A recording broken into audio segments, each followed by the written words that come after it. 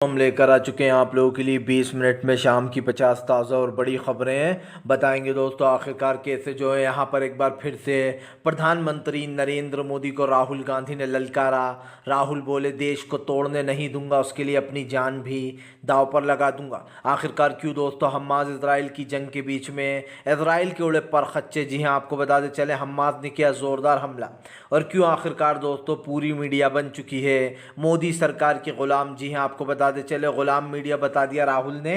क्यों ओवैसी बोले फिलहाल एक एक कर बीजेपी हमसे हमारी मस्जिदें छीनना चाह रही है। और कैसे आखिरकार दोस्तों राहुल गांधी की जन सैलाब उमड़ गया झारखंड में राहुल गांधी की यात्रा में। तमाम मुद्दों पर बात, लेकिन उससे पहले अगर आपने अब तक हमारे चैनल को सब्सक्राइब नहीं किया है जल्दी से कर लीजिए। पास में एक घंटी आएगी, उसको भी दबाइए ताकि हर वीडियो की जो अपडेट है दोस्तों वो आप तक पहुंच पाए। दरअसल दोस्तों आपको बताते चले भारतीय जनता पार्टी को लगा सबसे बड़ा झटका। राहुल गांधी बोले देश के लिए कुछ भी करूंगा, मैं देश को टूटने नहीं दूंगा। राहुल ने कहा कि फिलहाल नफरत के बाजार में मोहब्बत की दुकान खोलना बहुत ज़रूरी।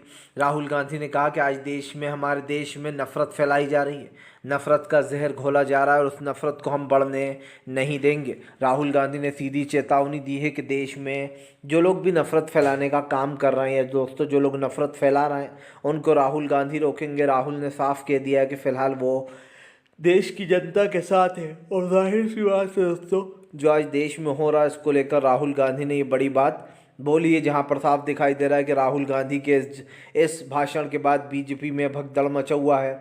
क्योंकि दोस्तों इस वक्त झारखंड में जन सैलाब आ गया राहुल के समर्थन में।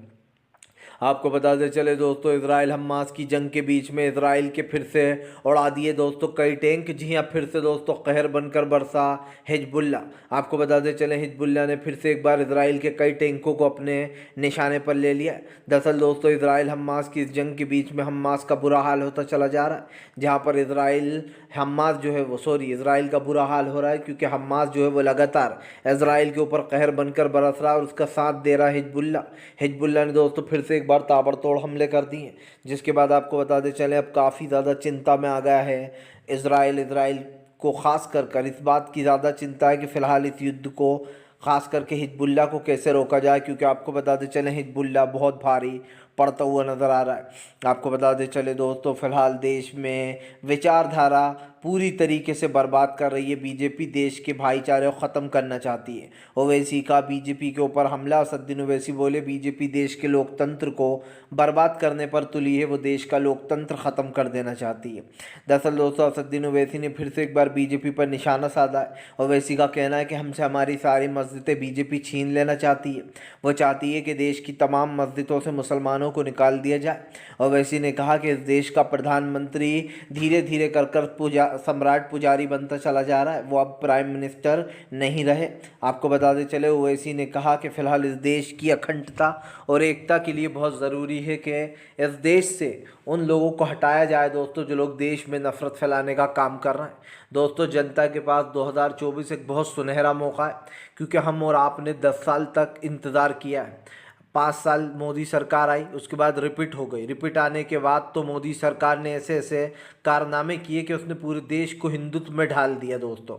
लोग इसी पर भरोसा करने लगे कि बीजेपी ही हिंदुत्ववादी पार्टी है और बीजेपी हमारी रक्षक है, हम इसी को वोट देंगे। क्योंकि बीजेपी ने दोस्तों हमेशा मुस्लिमों पर कार्रवाइयाँ की, इसीलिए लोगों के हौसले और बुलंद हो गए और उन लोगों ने ये सोचा कि हाँ बीजेपी हमारे लिए अच्छा कर रही है। जबकि उन्हें ये नहीं पता दोस्तों कि बीजेपी गरीबी, महंगाई और बेरोज़गारी के लिए ज़िम्मेदार है। आज जो देश की हालत बिगड़ी है वो बीजेपी ही उसकी सबसे बड़ी ज़िम्मेदार है।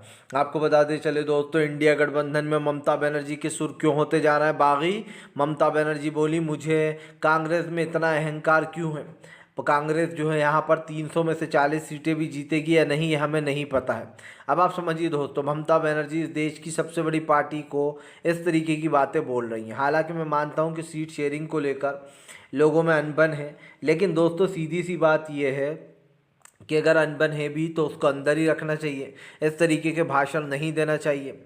हालांकि इस पर जयराम रमेश ने बयान भी दिया और उन्होंने कहा कि ममता बनर्जी को पता नहीं है इन्फॉर्मेशन कहाँ से मिल जाती है। हमने हमारी भारत जोड़ो न्याय यात्रा की ममता बनर्जी को सारी जानकारी दी थी। हालांकि दोस्तों ममता बनर्जी का कहना है कि उनको कोई जानकारी नहीं दी गई कि बंगाल में राहुल गांधी आ रहे हैं। ऐसी बातें उन्होंने बोली हैं और उन्होंने कहा कि मुझे मेरे लोगों से पता चला था।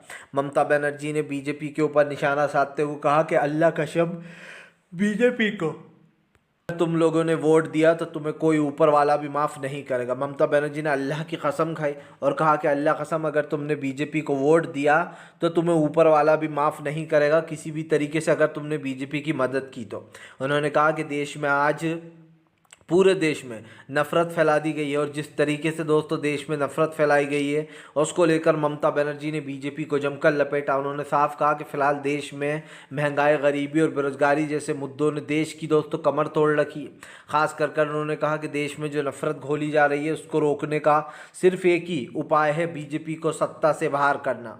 दोस्तों जैसे ही बीजेपी सत्ता से बाहर होगी वैसे ही देश में नफ़रत छू मंतर। पहले भी कई सरकारें आई दोस्तों कांग्रेस की, कभी देश में ऐसी नफ़रत नहीं फैलाई गई जो आज माहौल बन गया है। 3 ट्रिपल कानून, हिंदू मुसलमान करना और मंदिर मस्जिदों पर लोगों को लड़वाना, ये बीजेपी की खासियत है।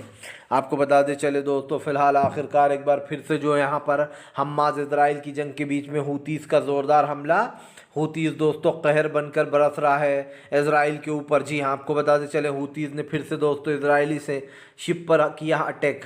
दरअसल आपको बताते चलें इजराइल की शिप पर फिर से एक बार हूतीस ने अटैक कर दिया है।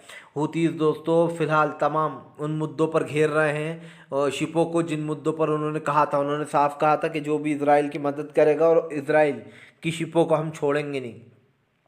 इसीलिए आपको बताते चलें हूतीज़ ने अमेरिका से लेकर तो इजराइल तक का जीना हराम कर दिया है। सीधी सी बात ये दोस्तों, उसने साफ कहा था कि जब तक गज़ा में नरसंहार नहीं रुकेगा, गज़ा में हत्याएं नहीं रुकेंगी, तब तक दोस्तों चुप नहीं बैठने वाले हूतीज़।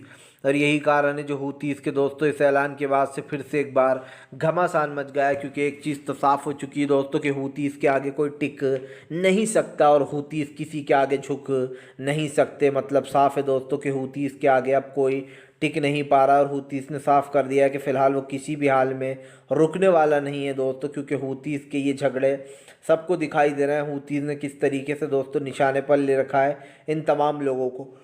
लेकिन एक चीज़ साफ हो चुकी है दोस्तों कि फ़िलहाल हूतीज़ विद्रोही जो भी कर रहे हैं वो उनका सीधा ऐलान हो चुका है कि वो इसीलिए कर रहे हैं ताकि गज़ा में जो नरसंहार हो रहा है इजराइल कर रहा है दोस्तों उसको रोका जा सके। और मुझे ऐसा लगता है कि हूतीज़ ने इजराइल का जीना हराम कर दिया है, क्योंकि अब इजराइल के पास कोई रास्ता बचा नहीं है। आपको बताते चले दोस्तों फ़िलहाल मल्लिकार्जुन खड़गे ने, छोटी सी नसीहत है दोस्तों, लेकिन मल्लिकार्जुन खड़गे ने एक ऐसी वो दी है दोस्तों लोगों को टिप्स, मतलब ख़ास करके कांग्रेस को, जो कि दोस्तों आपको भी सुनना चाहिए। दरअसल मल्लिकार्जुन खड़गे ने पहले तो बीजेपी को लपेटा। खड़गे ने कहा कि फ़िलहाल बीजेपी अगर इस बार 2024 में भी बीजेपी को जनता ले आई तो ये याद रखना कि बीजेपी चुनाव का हक भी जनता से छीन लेगी, वो वोट कराना मतलब चुनाव कराना ही बंद करा देगी। यही नहीं दोस्तों, मल्लिकार्जुन खड़गे ने यह भी कहा कि राहुल गांधी की यात्रा को रोकने के लिए बीजेपी हर मुमकिन कोशिश कर रही है, क्योंकि दोस्तों 2024 राहुल गांधी की एक सबसे बड़ी आप समझिए ताकत है, स्ट्रेंथ है। मुझे ऐसा लगता है दोस्तों इस बार कांग्रेस को बहुत सीटें मिलने वाली हैं, क्योंकि कांग्रेस दोस्तों अपने दम पर ये चुनाव लड़ेगी और जीतेगी भी, ऊपर वाले ने चाहा तो। लेकिन बात सिर्फ इतनी सी नहीं है। मल्लिकार्जुन खड़गे ने कहा बूथ एजेंट ऐसे रखो जो सिर्फ दोस्तों आप समझिए जो सिर्फ आवाज़ ना करें पे पे पे पे। बूथ एजेंट ऐसे रखो, जब उन्होंने कहा कि हम कुत्ता लेने जाते हैं तो हम बाज़ार से वो कुत्ता लेते हैं जो भौंकता है और लोगों को काट भी लेता है। उन्होंने कहा बूथ एजेंट ऐसा ही होना चाहिए जो सुबह घुसे तो दोस्तों उसी वक्त बाहर निकले जब पेटियां चुनाव आयोग बंद कर दे। और ये बात बिल्कुल सच की दोस्तों, ये छोटी सी बात है खड़गे की, लेकिन बहुत सही बात है कि दोस्तों लोग मनोबल गिराने की कोशिश करते हैं या फिर सोचते हैं कि बाहर जल्दी से निकल जाए, हम धांधली कर लें। इसलिए बूथ का दोस्तों मजबूत होना बहुत ज़रूरी है, बूथ एजेंट का।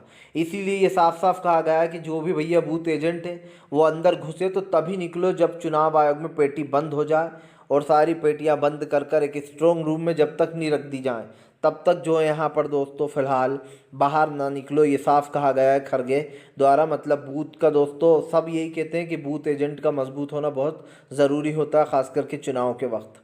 आपको बता दें चले दोस्तों, फिलहाल एक बार फिर से जो है यहाँ पर बीजेपी के ऊपर जमकर भड़कते हुए नजर आए संजय रावत। संजय रावत बोले बीजेपी ने महाराष्ट्र को गुंडे मवालियों का शहर बना दिया है, जहाँ पर गुंडे मवाली हमले कर रहे हैं। दरअसल दोस्तों, कल आपको पता होगा बीजेपी नेता और शिवसेना के नेता के बीच में झड़प हो गई, जहाँ पर बीजेपी के नेता दोस्तों इतना आगे निकला कि उसने थाने के अंदर 6 राउंड फायरिंग कर दी। अब आप समझिए, पुलिस स्टेशन के अंदर ही गोलियां चला डाली, जिसके बाद आपको बता दें 2 गोली उस व्यक्ति को लगी जिससे बीजेपी नेता का झगड़ा हुआ था, और 2 गोलियां उसके दोस्त को लग गई जो उसके साथ खड़ा था दोस्तों।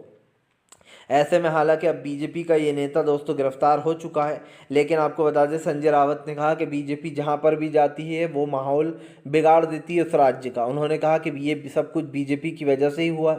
महाराष्ट्र जो है वो एक गुंडे मवालियों का शहर बनता जा रहा है। उन्होंने कहा कि फिलहाल महाराष्ट्र को बिगाड़ने की पूरी कोशिश की जा रही है। उन्होंने कहा अभी तो पुलिस स्टेशन में गोली चली है, मुझे तो डर है कि लोगों के घरों में अब गोलियां चलना शुरू ना हो जाएं। और संजय रावत ने जमकर बीजेपी को इस मुद्दे पर लपेटा और ये भी बता दिया कि ये सब कुछ बीजेपी की वजह से ही हो रहा है देश में खास करके।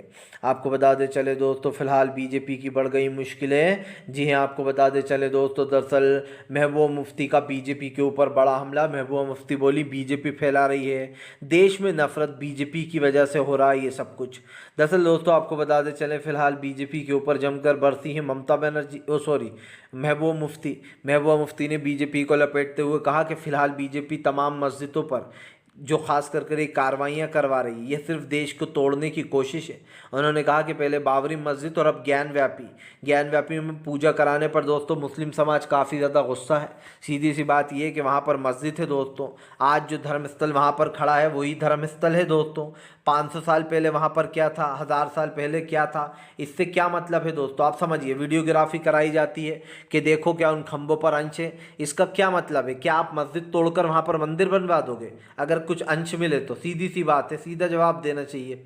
आप समझिए दोस्तों, इससे क्या मतलब है कि वहाँ पर 1000 साल पहले क्या था, अंदर आप वीडियोग्राफी करवा रहा हो। इससे पहले आपने बाबरी मस्जिद के साथ भी यही किया। खुद कोर्ट ने ये कहा, महबूबा मुफ्ती ने कहा, खुद कोर्ट ने ये माना था दोस्तों कि वहाँ पर मस्जिद ही थी, 500 साल तक लोगों ने नमाज़ पढ़ी, और आप उसके बाद ये कहते हो कि इससे भाईचारा बढ़ेगा इसलिए हम ये मस्जिद हिंदू पक्ष को दे रहे हैं आस्था के बल पर। चलिए ठीक है, मान लिया आस्था के बल पे दे दिया, लेकिन उसके बाद तो ये सब कुछ रुक जाना चाहिए था ना। लेकिन अब देखिए, आप चुनाव को आगे ले जाने के लिए अब ज्ञानव्यापी का सहारा लिया जा रहा है, तमाम मुद्दे उठाए जा रहे हैं ताकि जो हिंदू मुसलमान को बढ़ावा दे वो तमाम चीज़ें की जा रही हैं। और ये चीज़ कोई रात में सोते सोते नहीं हुई है, ये सब कुछ बीजेपी की साजिश है।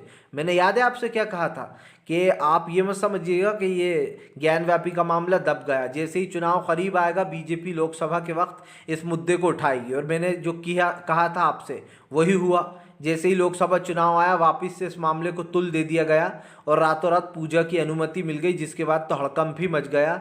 मुस्लिम समाज ने तो ये तक कह दिया कि भैया ये तो नीचे वाला कोर्ट एक तरीके फैसले ही कर रहा है कि जाओ भैया पूजा कर लो जाकर। अब आप समझ लीजिए कि ऐसे तो मस्जिदों में पूजा करवाई जाएंगी तो फिर बेचारे मुसलमान कहाँ जाएंगे, ये सबसे बड़ा सवाल है। आपको बता दें चले दोस्तों, फिलहाल एक बार फिर से जो है यहाँ पर होने वाला है दोस्तों भारत जोड़ो यात्रा में राहुल गांधी की ज़ोरदार एंट्री। जी हाँ, आप दरअसल आपको बता दें चले, राहुल गांधी जिस तरीके से भारत जोड़ो यात्रा कर रहा है, बताया जा रहा है कि अब राहुल गांधी की यात्रा में दोस्तों कई बड़े चेहरे जुड़ने वाले हैं। दरअसल दोस्तों सीधी सी बात यह है कि राहुल गांधी की ये यात्रा 2024 के लिए रामबाण बनने वाली है। एक तरफ बीजेपी मंदिरों पर अपनी सियासत कर रही है दोस्तों, भले ही वो राम मंदिर हो या फिर दोस्तों ज्ञानव्यापी हो जहाँ पर वो मंदिर की बात करते हैं, वहीं दूसरी तरफ राहुल गांधी दोस्तों देश को जोड़ने का काम कर रहा है मोहब्बत से। बीजेपी के पास दोस्तों इस वक्त सब है, और उसके पास दोस्तों पुलिस है, प्रशासन है, अदालतें हैं, पूरी ताकत बीजेपी के पास है। इस वक्त दोस्तों कांग्रेस के पास कुछ नहीं है। फिलहाल कांग्रेस के पास जो है वो है हिम्मत दोस्तों, और लोगों का साथ और प्यार। और दोस्तों यकीन मानिए, ये जो लोग भी ख़ास कर आपने देखा होगा जो हिंदुत्व का प्रचार कर रहे हैं, ये चंद लोग हैं, ये हमारे हिंदू भाई नहीं है, हमारे हिंदू भाई बिल्कुल नहीं है ये लोग तो वो हैं दोस्तों जो बीजेपी के समर्थक हैं। और आप समझिए, समर्थक और जनता में बहुत फ़र्क होता है। जो कौन लोग क्या चाहते हैं सब जानते हैं कि आधे से ज़्यादा गरीब लोग बीजेपी के ख़िलाफ़ हैं, क्योंकि सबको पता है दोस्तों कि फ़िलहाल दलित पिछड़ों की बीजेपी नहीं सुनती है। और जो देश में हो रहा है वो भी आपने देखा है, कैसे जो है यहाँ पर उनके ऊपर अत्याचार किए जाते हैं। हमने एक चीज़ और देखी कि 1-2% से कांग्रेस हारी। इतना वोट परसेंटेज का घोटाला तो आराम से किया जा सकता है, ये बात कई बार साबित हुई है। ऐसे में ये कहना दोस्तों कि फ़िलहाल ये जो भी चीज़ें हो रही हैं इसको रोकना चाहिए, क्योंकि आज देश की स्थिति बिगड़ रही है। और जाहिर सी बात है, अगर देश का माहौल बिगड़ा दोस्तों तो ये हमारे देश के लिए भी अच्छा नहीं होगा। आप भी जानते हैं कि फ़िलहाल देश में किस तरीके का माहौल बीजेपी ने बना दिया है, तो कम से कम इन चीज़ों को रोकना बहुत ज़रूरी है। और इसीलिए दोस्तों कहीं ना कहीं जनता ये चाहती है कि इन चीज़ों पर रोक लगे। आपको बता दें चले दोस्तों, फ़िलहाल प्रधानमंत्री नरेंद्र मोदी के ऊपर भड़क गए दोस्तों भगवत मान बोले कभी देश को कहते हैं कि हम इस देश के ठेकेदार बनकर बैठे हुए हैं। आपको बताते चले भगवत मान ने कहा, देश क्या तुम्हारे बाप का है जो तुम देश के ठेकेदार बनकर बैठ गए हो। दरअसल दोस्तों भगवत मान की बात कड़वी ज़रूर है, लेकिन बीजेपी के नरेंद्र मोदी के लिए बिल्कुल सूट करती है। दोस्तों प्रधानमंत्री जो है उन्हें लगता है कि देश उनका है, आप समझिए। और इस देश के जो लोग ठेकेदार बन रहे हैं दोस्तों, वो लोग आज सत्ता में कल नहीं होंगे। वो कितनी ताकत लगा लें, ईवीएम को अपने कंट्रोल में ले लें, प्रशासन को अपने कंट्रोल में ले लें, हारना तो उन्हें एक ना एक दिन है ही, और हारेंगे वो लोग। ऐसा नहीं है कि वो हमेशा सत्ता में रहने वाले हैं। लेकिन दोस्तों अब समझिए, जब तक वो लोग सत्ता में हैं, सत्ता का दुरुपयोग कर रहे हैं। और भगवत मान ने कहा कि ये लोग ऐसा बता रहे हैं दुनिया को कि हम देश के ठेकेदार हैं। उन्होंने कहा कि देश तुम्हारे बाप का नहीं है, जैसे तुम चाहोगे वैसे देश नहीं चलेगा। भगवत मान ने कहा कि खुलेआम चंडीगढ़ में वोटों को लूट लिया जाता है, वोटों की चोरी की जाती है। सीधी सी बात यह है, उन्होंने कहा कि बीजेपी जब भी हारती है चुनाव तो वो बेईमानी पर उतर आती है, या तो वो वोट चुरवाती है या फिर दोस्तों अपने अधिकारियों को सीधे सीधे आदेश दे देती है। और चंडीगढ़ में तो दोस्तों जो हुआ वो तो खैर बहुत ही शर्मनाक था, क्योंकि पूरी दुनिया ने देखा दोस्तों, पूरी दुनिया ने देखा कि बीजेपी ने चंडीगढ़ में क्या किया। और दोस्तों इस बात को झुठलाना भी नहीं चाहिए कि चंडीगढ़ में जिस तरीके की बेईमानी की गई है दोस्तों, वो कहीं ना कहीं बीजेपी ने बता दिया कि वो चुनाव जीतने के लिए किस हद तक जाती है। भारतीय जनता पार्टी पर यह आरोप तो पहले ही लगे हुए हैं कि वो ईवीएम के बल पर चुनाव जीत रही है। और यही कारण है जो अब बीजेपी को दोस्तों फिर से बड़ा झटका लगा, जहां पर चंडीगढ़ चुनाव में बीजेपी ने अपना मेयर बनाने के लिए सारी हदें पार कर दी और बेईमानी पर दोस्तों उतर आई, क्योंकि उसके पास दोस्तों पूर्ण बहुमत था ही नहीं। लेकिन उसके बाद भी बीजेपी ने जो है यहाँ पर ये सब कुछ किया। आपको बता दें चले दोस्तों, आखिरकार एक बार फिर से बढ़ गई हैं मुश्किलें। ईवीएम पर खड़ा हुआ मोर्चा, ईवीएम को करो बंद। दरअसल दोस्तों ईवीएम को लेकर कल फिर से एक बार बड़ा खुलासा हुआ। आपको बता दें चले फिलहाल ईवीएम को लेकर लगातार जो है यहाँ पर दोस्तों भानु प्रताप और महमूद कचारिया वो सबको दोस्तों जागरूक कर रहे हैं। उन्होंने बताया कि कैसे ईवीएम में घोटाले किए जा रहे हैं। उन्होंने साफ कहा कि ईवीएम में जो टाइमर लगा रखा है दोस्तों, उससे ही सारा खेल हो रहा है। सीधी सी बात ये दोस्तों, इस टाइमर का एक बहुत बड़ा खेल है। बताया जा रहा है अगर इस टाइमर के बीच में ये सेट कर दिया जाए कि इस पार्टी को इस टाइम के बीच सारे वोट इसी को जाएं, तो वो टाइमर कमाल कर सकता है दोस्तों। मतलब आप समझिए एक पार्ट। और अभी आपको याद होगा गुजरात में ये मामला उठा भी था कि एकदम से बीजेपी का परसेंटेज ऐसे कैसे बढ़ गया। मतलब 5 बजे के बाद जो वोटिंग हुई थी उसका परसेंटेज वोट का बहुत ज़्यादा हो गया था, जिसके बाद लोगों ने सवाल पूछे थे कि आखिरकार ये कैसे हो सकता है, और इस पर कई सवाल भी नहीं दिए गए। और आपको याद होगा मध्य प्रदेश में भी कई लोगों ने ये बात की शिकायत की है कि उनके अपने परिवारों ने उनको वोट दिया। यहाँ तक कि चलिए दोस्तों मान लेते हैं किसी ने किसी प्रत्याशी को वोट नहीं दिया, लेकिन जो खुद प्रत्याशी है उसने जो अपने आप को वोट दिया वो तो ईवीएम में होना चाहिए, लेकिन वो वोट भी नहीं निकला था। जिसके बाद ये घमासान मचा हुआ कि कई ईवीएमों में गड़बड़ घोटाले किए जाते हैं दोस्तों। कोई वोट डालता है तो उसका वोट उसी को नहीं निकलता है। और दोस्तों इसका कोई जवाब नहीं है चुनाव आयोग के पास। सीधी सी बात ये है कि चुनाव आयोग तो खुद ही इस सब में साथ दे रहा है। चुनाव आयोग में जो अधिकारी बैठे हुए हैं बीजेपी के अधिकारी हैं दोस्तों। कब कैसे चुनाव कराना है, किस तरीके से कराना है, ये सब कुछ बीजेपी ने इंस्ट्रक्शन दे रही है। ये तो बहुत छोटी बात है, बीजेपी ने ईवीएम बनाने वाली कंपनी में अपने 4 लोगों को घुसड़ रखा है। अब आप समझ सकते हैं कि उनको तो पूरी जानकारी होगी कि ईवीएम में क्या करना है। चुनाव आयोग कहता है कि आप हाथ लगाए बिना इसे हैक करके बताओ। अरे भैया, हाथ लगाए बिना कोई कैसे हैक कर सकता है? सिंपल सी बात ये कि हैक की तो बात दूर ही है, हैक तो वो हो भी नहीं सकती, लेकिन जब ईवीएम बनती है उसमें ही खेला हो जाता होगा दोस्तों, वहीं के वहीं। क्योंकि बीजेपी के 4 लोग पहले से ही यह आरोप लगाया जा रहा है कि बीजेपी पहले से ही ईवीएम में खेल कर देती है, तो उसे हैक करने की तो ज़रूरत ही नहीं पड़ती है दोस्तों। और हैक का तो कोई इल्ज़ाम भी नहीं लगा रहा, उसमें खेल किया जा रहा है, पहले से ही सब कुछ सेट कर दिया जाता है किसको वोट पड़ेंगे। फिलहाल दोस्तों वीडियो अच्छा लगे तो कृपया इसको लाइक करें, चैनल पर पहली बार आए सब्सक्राइब